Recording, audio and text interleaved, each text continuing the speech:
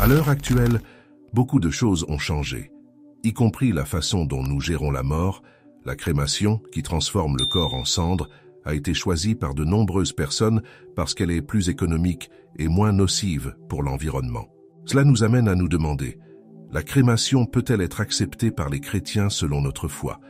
Et Jésus ressuscitera-t-il les incinérés? Regardez cette vidéo jusqu'à la fin et nous parlerons de tous ces problèmes. Pour bien comprendre cette question, commençons par les bases. La crémation accélère le processus de retour du corps à la terre, ce que la Bible dit déjà.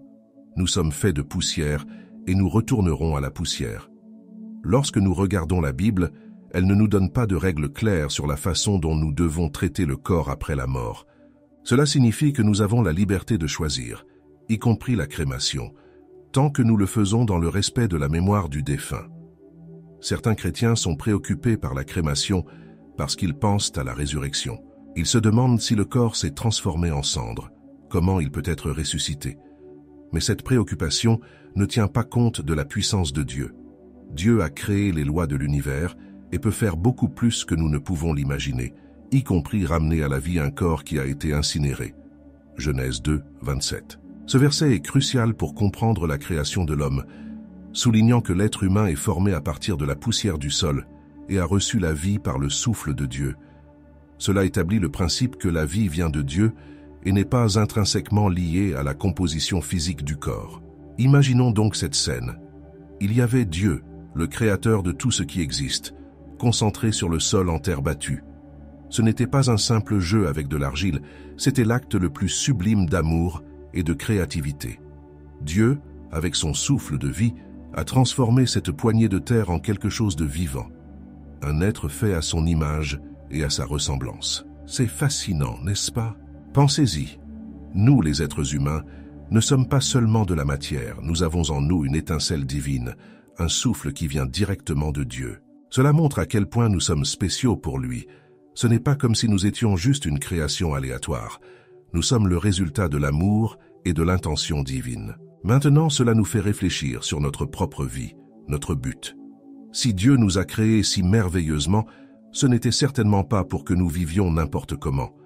Nous avons un appel à suivre, une mission qui nous a été confiée par le Créateur lui-même. Chacun de nos souffles est un rappel du souffle de vie qu'il nous a donné. C'est comme si Dieu disait « Regarde, je t'ai donné la vie, un don précieux.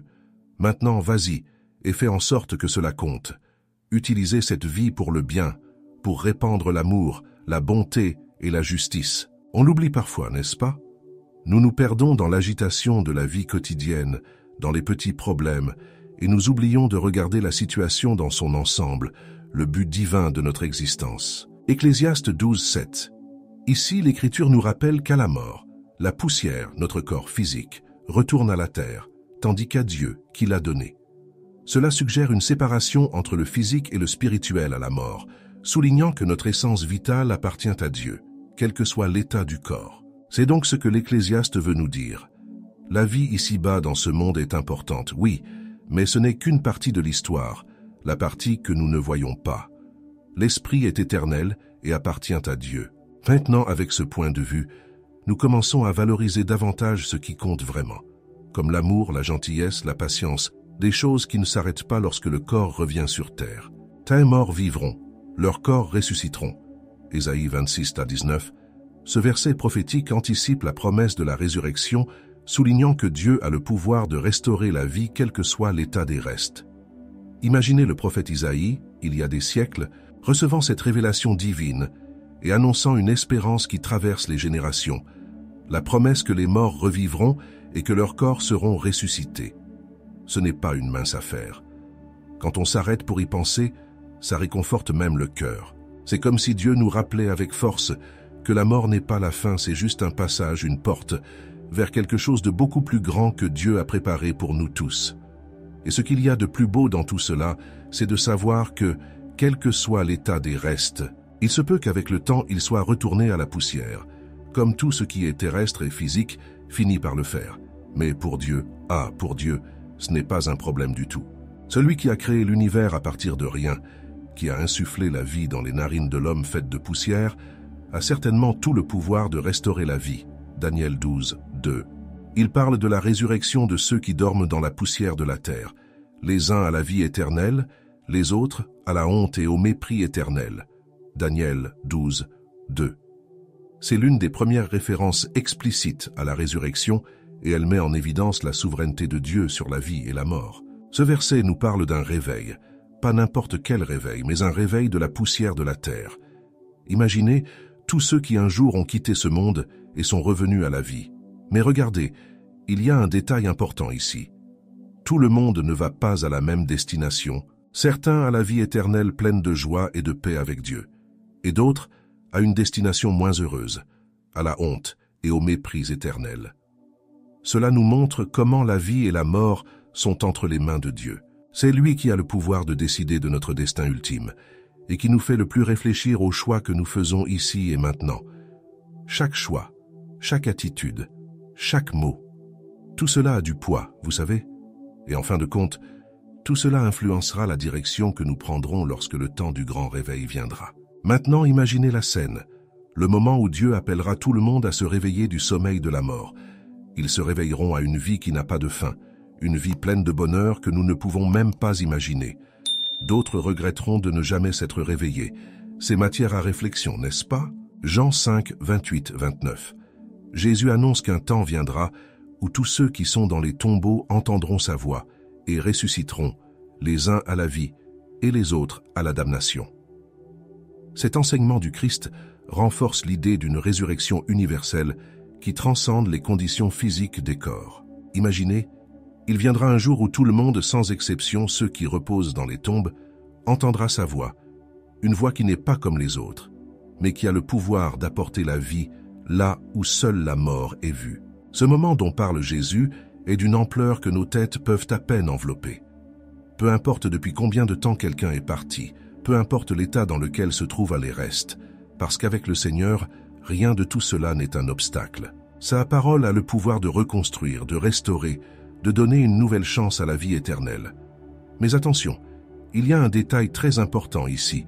Jésus mentionne deux destinées, n'est-ce pas? Certains ressusciteront à la vie et d'autres à la damnation.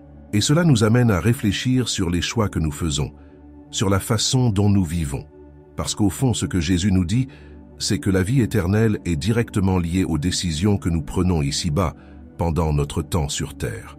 Vous vous demandez peut-être, mais comment puis-je faire partie du groupe qui est ressuscité à la vie? Et la réponse se trouve dans les propres paroles du Christ, disséminées dans le Nouveau Testament. Vivre une vie qui reflète l'amour, la compassion, la miséricorde qu'il nous a enseignée. Il ne s'agit pas seulement de croire, mais de mettre cette foi en pratique jour après jour. 1 Corinthiens 15, 42-44. Paul explique la résurrection des morts comme l'ensemencement d'un corps naturel qui est ressuscité en tant que corps spirituel. Il utilise l'analogie de la graine pour démontrer comment la transformation se produit, allant au-delà des limites physiques humaines.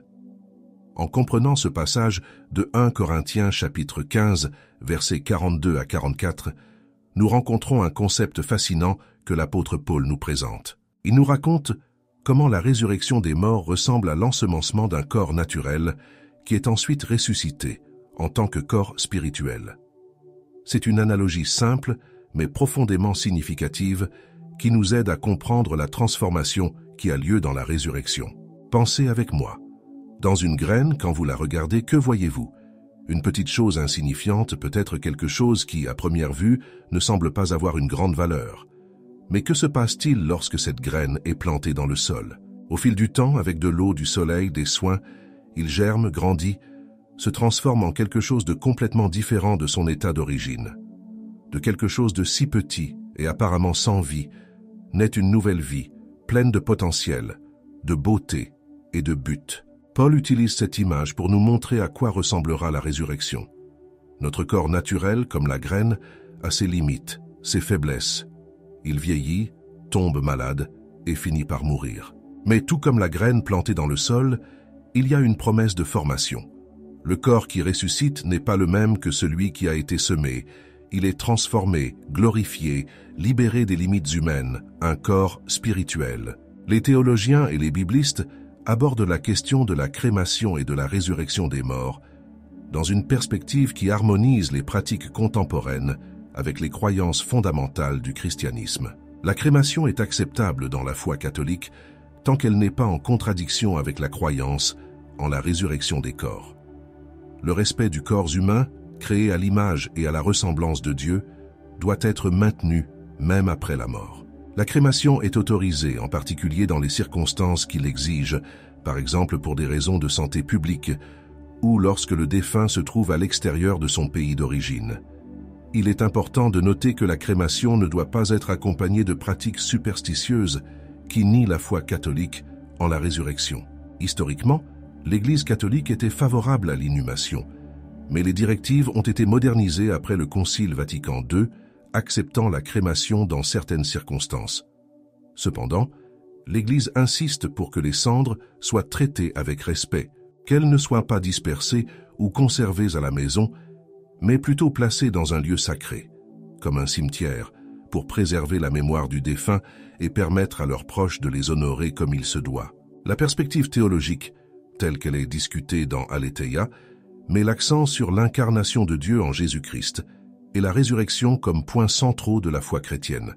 La résurrection de la chair est un aspect crucial de cette croyance, par opposition aux interprétations spiritualistes qui nient l'importance du corps. La théologie du corps, introduite par saint Jean-Paul II, met l'accent sur le caractère sacré du corps humain, capable de rendre visible l'invisible et le spirituel, réaffirmant la croyance en la résurrection physique et en la vie éternelle. Ces sources témoignent d'une vision intégrée et profonde de la foi chrétienne, qui accueille la crémation dans une compréhension respectueuse de la doctrine de la résurrection, en gardant toujours l'accent sur l'espérance chrétienne de la vie éternelle. Les églises évangéliques, en général, n'ont pas une position unanime sur la crémation, mais beaucoup d'entre elles acceptent cette pratique.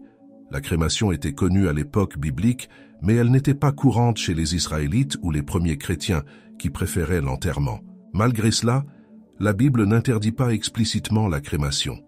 Certains croyants peuvent s'opposer à la crémation parce qu'ils croient qu'elle n'honore pas la résurrection future du corps. Cependant, la croyance en la toute-puissance de Dieu soutient qu'il peut ressusciter un corps incinéré, de la même manière qu'un corps enterré, puisque les corps des chrétiens morts depuis des milliers d'années ont déjà été réduits en poussière. La plupart des confessions protestantes, y compris les presbytériens et les luthériens, acceptent la crémation, reconnaissant que la décision d'incinérer ou non est la décision. Un corps est une question de liberté chrétienne. La position générale est que la crémation, en accélérant le processus de réduction du corps en cendres, ne présente aucun obstacle à la résurrection. En outre, de nombreux érudits bibliques et confessions chrétiennes soutiennent que la crémation n'interfère pas avec la capacité de Dieu à ressusciter le croyant. Il est recommandé aux membres des églises évangéliques qui ne trouvent pas de directive spécifique sur la crémation dans leur communauté de demander conseil à leur chef religieux. La souplesse de cette pratique reflète une approche plus ouverte des questions de rites funéraires, en mettant davantage l'accent sur la promesse de résurrection que sur les méthodes spécifiques de traitement des restes. La crémation est acceptée par de nombreuses églises évangéliques comme une option viable de traitement après la mort, étant entendu que la manière dont les restes sont manipulés ne limite pas la puissance de Dieu dans la résurrection. Mais Jésus ressuscitera-t-il les incinérés? Oui, la Bible suggère que Jésus ressuscitera les incinérés. L'enseignement biblique sur la résurrection des morts ne fait aucune distinction entre les corps qui ont été enterrés et ceux qui ont été incinérés. L'accent est mis sur la toute-puissance de Dieu, qui est capable de ressusciter et de restaurer n'importe quel corps, quel que soit l'état dans lequel il se trouve. Plusieurs passages bibliques traitent de la promesse de la résurrection, comme dans 1 Corinthiens 15, 35-58 et 1 Thessaloniciens 4, 1, où Paul parle de la résurrection des morts et de la transformation des corps en une forme glorifiée et digne de la vie éternelle. Dans ces textes, la Bible ne précise pas les conditions de l'état physique des corps au moment de la résurrection, ce qui suggère que la méthode par laquelle les corps ont été traités après la mort, qu'il s'agisse de l'enterrement ou de la crémation, n'est pas pertinente pour le pouvoir de Dieu de les ressusciter. La capacité de Dieu à ressusciter les morts est un thème central de la foi chrétienne, et la croyance en la résurrection ne se limite pas à une compréhension physique ou matérielle du corps. Dieu qui a créé la vie a le pouvoir de la restaurer de quelque manière que ce soit. Ainsi, l'espérance en la résurrection transcende les pratiques funéraires en se concentrant sur la promesse de Dieu de faire toutes choses nouvelles par Jésus-Christ. 1 Corinthiens 15, 52-54. Cet extrait détaille le moment de la résurrection, lorsque les morts ressusciteront incorruptibles et que nous serons transformés. Le passage met l'accent sur la victoire sur la mort et la corruption, mettant l'accent sur une transformation qui rend les corps aptes à la vie éternelle. 1 Thessaloniciens 4, 16, 17. Paul décrit la venue du Seigneur et la résurrection des morts en Christ, suivie de l'enlèvement des vivants. Ce passage réaffirme la croyance en la résurrection et la réunification avec le Christ, quelles que soient les circonstances de la mort. Lorsque nous nous plongeons dans les paroles de Paul, à la fois dans 1 Corinthiens chapitre 15 versets 52 à 54 et dans 1 Thessaloniciens chapitre 4 versets 16 à 17, nous sommes confrontés à une vérité puissante et réconfortante sur la destinée ultime de nous tous qui sommes en Christ. Ces passages brossent un tableau vivant du moment suprême de l'histoire humaine, où la mort est finalement vaincue et où la vie éternelle est une réalité pour tous ceux qui appartiennent au Seigneur. Imaginez qu'en un instant, en un clin d'œil, au son d'une trompette divine, tous ceux qui dorment dans le Seigneur seront réveillés. Ce n'est pas quelque chose qui sort d'un film ou d'un conte de fées, c'est la promesse de Dieu pour nous. Et la chose la plus merveilleuse est que nous ne serons pas ressuscités comme avant, sujets à la douleur, à la maladie ou à la mort. Ils seront transformés en corps incorruptibles, renouvelés, prêts à vivre en présence de Dieu. Honnêtement, c'est quelque chose que j'ai hâte de voir. Maintenant, en se concentrant un peu sur 1 Thessaloniciens, Paul développe cette espérance en disant que non seulement les morts en Christ seront ressuscités, mais aussi que ceux d'entre nous qui sont vivants en ce jour glorieux seront également transformés. Nous serons enlevés avec eux dans les nuées pour rencontrer le Seigneur dans les airs, et à partir de ce moment-là, nous serons avec le Seigneur pour toujours. Quelle belle promesse! Peu importe que nous ayons déjà quitté ce monde ou que nous soyons toujours là, la victoire sur la mort est garantie pour nous tous. Révélation 20, 13. Dans le jugement dernier, il est mentionné que la mer, la mort et l'Hadès ont livré les morts qui s'y trouvaient. Ce verset suggère la capacité de Dieu à rassembler et à ressusciter les morts de toutes les conditions et de tous les lieux, y compris ceux dont les corps ont été perdus ou détruits. Révélation 21, 4. Dans la nouvelle création, Dieu promet qu'il n'y aura plus de mort, plus de deuil, plus de pleurs, plus de douleur. Ce verset indique l'accomplissement ultime de la promesse de Dieu de restauration et de vie éternelle, concluant le thème de la résurrection par une vision d'espérance et de rédemption complète. En résumé, selon l'interprétation biblique qui prévaut parmi les diverses confessions chrétiennes, la pratique de la crémation n'exclut pas la résurrection future promise par Dieu. L'accent est mis sur la foi en la promesse de Dieu de ressusciter et de transformer les fidèles, quelles que soient les circonstances de leur mort ou le traitement de leur corps. Job 19, 25-27. Job exprime sa foi inébranlable en la résurrection, déclarant que même après la décomposition de son corps, il verra Dieu de ses propres yeux. Ce passage est un témoignage puissant de l'espérance dans l'au-delà et la résurrection. Luc 20, 37-38. Jésus, en discutant de la résurrection avec les Sadducéens, mentionne que Dieu n'est pas le Dieu des morts, mais des vivants, car c'est pour lui que tous vivent. Cette déclaration souligne l'idée que la vie éternelle est une réalité présente pour Dieu, transcendant les limites humaines de la vie et de la mort. Acte 24, 15. Paul parle de l'espérance qu'il a en Dieu, qu'il y aura une résurrection des justes et des injustes, réitérant la croyance judéo-chrétienne en une résurrection universelle, quelles que soient les circonstances de la mort. Philippiens 3, 20, 21. Paul enseigne que le Seigneur Jésus-Christ transformera nos humbles corps, les rendant semblables à son corps glorieux. Cette promesse de transformation de notre corps souligne la capacité de Dieu à se renouveler complètement au-delà des conditions physiques actuelles. Révélation 1, 17-18. Jésus se présente comme le premier et le dernier, celui qui a vécu, qui est mort et qui est maintenant vivant pour toujours, détenant les clés de la mort et de l'Hadès. Cette révélation du Christ renforce le pouvoir sur la mort et la promesse de la résurrection. Ces points supplémentaires, ainsi que ceux mentionnés précédemment, constituent une base solide pour la croyance en la résurrection des morts comme promis dans la Bible. Le message central est que la mort n'est pas la fin, mais un portail vers une nouvelle vie en Dieu par la résurrection, quelle que soit la façon dont les corps sont traités après la mort, que ce soit par la crémation ou l'enterrement. La promesse de la Bible est celle d'une transformation et d'une restauration complète par l'action puissante de Dieu. L'espérance chrétienne en la résurrection offre un immense réconfort, non seulement dans la perspective d'une vie après la mort, mais aussi dans le sens du but et de l'orientation de la vie présente.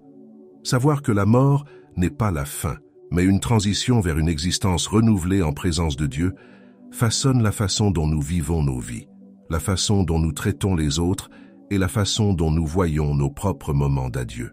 Par conséquent, la crémation vue à la lumière de la foi chrétienne n'est pas un obstacle à la promesse divine de la résurrection.